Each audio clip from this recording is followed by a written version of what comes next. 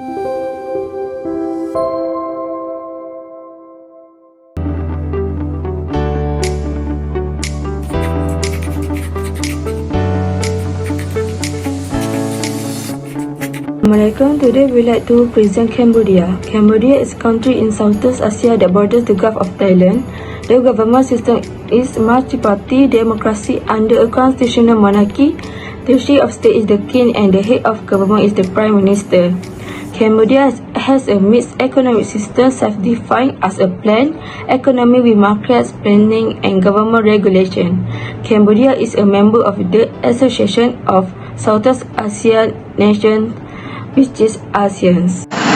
Politics in Cambodia.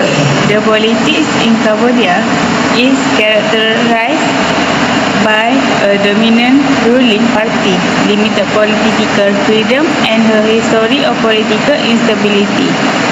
The ruling party in Cambodia is the Cambodian People's Party (CPP), headed by Prime Minister Hun Sen.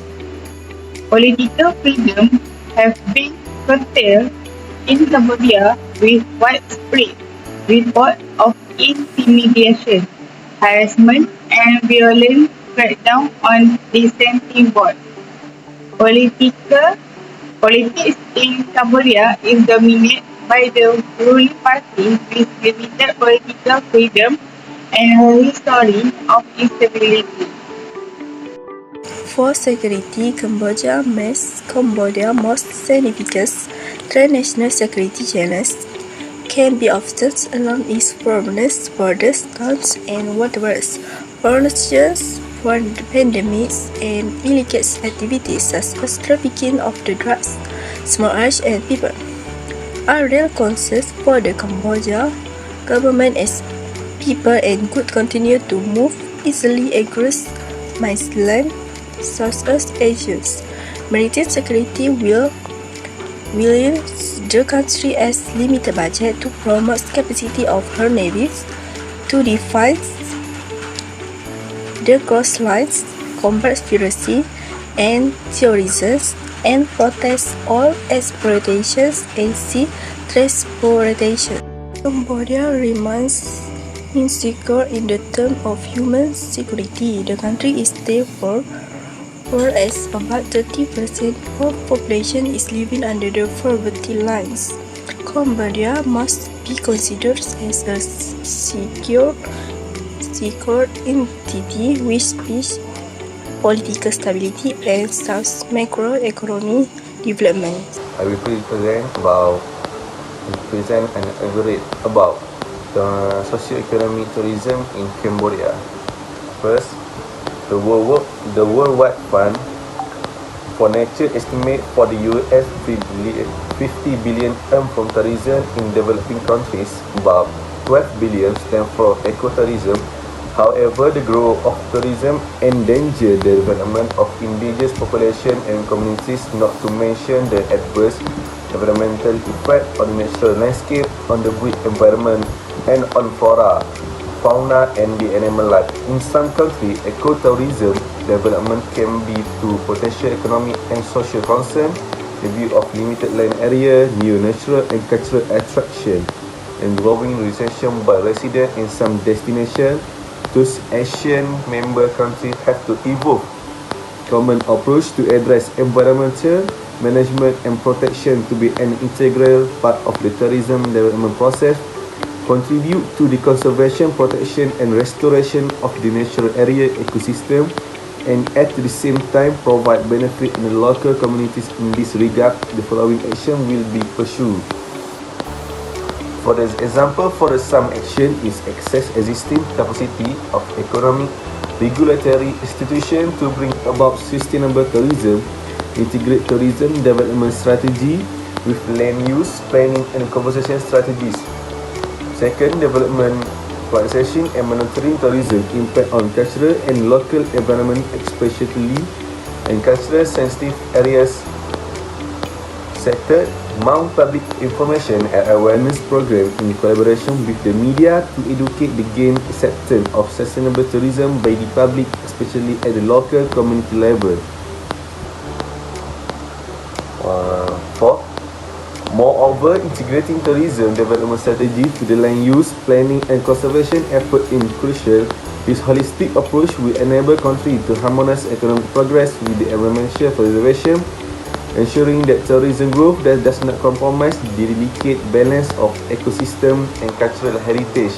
Government clear the comprehensive guideline for assessing and monitoring the impact tourism and cultural local environment, especially in sensitive areas, is paramount. This guideline will serve a tool for ongoing evaluation and adjustment, facilitating adaptive management practice. Furthermore, to ensure the success of sustainable tourism initiative, public-private partnerships are imperative.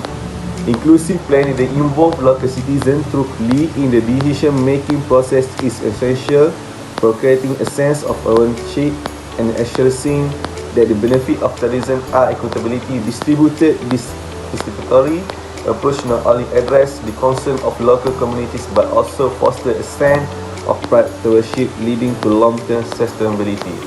In conclusion, adopting this action will enable Asian member countries to cultivate comprehensive and integrated approach to sustainable tourism by prioritizing environmental distinction and can strike a balance that preserves their natural and cultural treasure while repelling the economic of responsible tourism. I will present about the social issue in Cambodia. So have three social issue in Cambodia, which is poverty and inequality, health and education, and the third is social and cultural rights. So the first one is about the poverty and inequality, which is Cambodia has reduced its poverty rate significantly in the past 2 decades, but many people still live on less than 2.33 per day percent and are vulnerable to the shock and crisis. The gap between the rich and the poor has also widened. As economic growth has a benefit the non-poor more than the bottom 40% of the population. Poverty and inequality are linked to the other social problems such as malnutrition, poor health, low education, and social aggression. So the second one is about the health and education. Cambodia has made progress in improving health and education outcomes, which is especially for the poor and the rural population.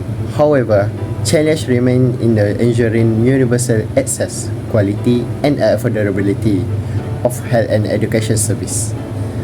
Many people still face barriers to health care, such as the distance, cost, and lack of the informations. The completion rate of the secondary education is very low, and many students drop out due to economy and the social factors. Social protection programs such as scholarship and the school meals aim to address this issue, but their coverage and the impact are limited. So the last one is about social and cultural rights. Cambodia has ratified many international human rights treaties and the convention, but the implementation and the enforcement of these rights are often weak of the ecosystem. Some of the social and cultural rights that are frequently violated or neglected in Cambodia include the right to freedom of the expression, association, and assembly, the rights of the indigenous people, ethnic minorities, and women, and the right to land, housing, and the natural resources. These rights are essential for the dignity, well-being, and empowerment of the Cambodian people and for the development of the democratic and inclusive society. So that's all from me. Thank you. To conclude this assignment, Cambodia remains one of the poorest countries in Asia. Cambodia struggles due to ongoing corruption, a lack of adequate education, and limited opportunities for employment.